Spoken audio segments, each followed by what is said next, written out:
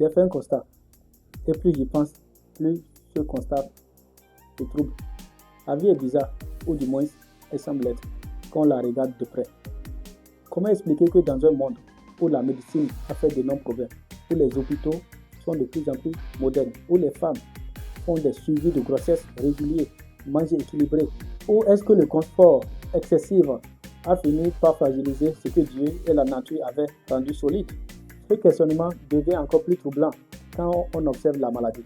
Pourquoi ce que la société appelle entre griffes les fous, ces personnes qui dorment au dehors, mangent parfois dans les poubelles, vivent sans hygiène apparente, sans moustiquaires, sans suivi médical, semblent rarement touchées par certaines maladies qui frappent les personnes dites normales.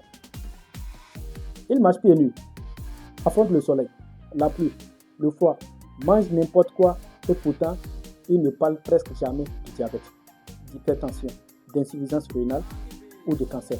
Pendant ce temps, nous autres qui faisons attention à tout, qui multiplions les bilans de santé, qui surveillons notre alimentation, qui évitons le sucre, le sel, le gras, qui cherchons à vivre longtemps, ce sont nous qui tombons malades. Souvent de maladies complexes, silencieuses, coûteuses et parfois incurables. Comment comprendre cette contradiction sans se poser de vraies questions sur notre mode de vie?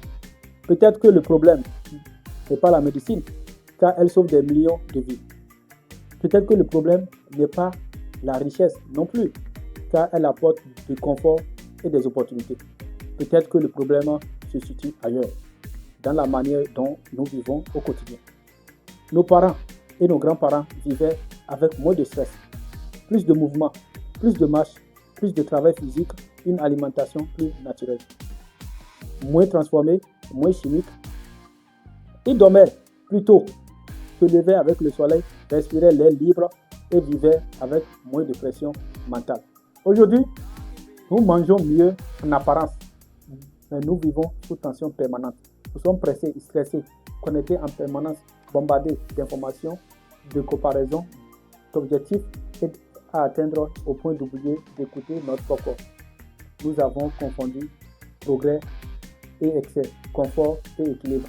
Nous avons cherché à tout contrôler, à tout médicaliser, à tout sécuriser sans toujours comprendre que le corps humain n'est pas une machine, mais un équilibre fragile entre le physique, le mental et l'environnement. Nous sommes connectés au monde entier grâce aux écrans, mais profondément déconnectés de nous-mêmes. Nous avons gagné en technologie ce que nous avons parfois perdu en simplicité, en sérénité et en harmonie avec la nature. Alors, peut-être que la vie n'est pas bizarre. Peut-être qu'elle essaie simplement de nous parler, de nous avertir, de nous rappeler que certaines vérités que nous avons négligées. Que le trop tue, que le stress détruit lentement, que l'excès affaiblit et que la simplicité renforce, que le naturel, sans être parfait, protège souvent mieux qu'on ne le croit. Et si au lieu de dire que la vie est étrange, nous acceptions de reconnaître que nous avons parfois compliqué l'essentiel. La vraie question n'est peut-être pas de savoir si la vie est bizarre, mais de se demander si nous vivons encore de la bonne manière. Donc, je tiens à ce que chacun fasse une introspection à travers le sujet abordé. Si vous avez d'autres suggestions, mettez-les dans les commentaires.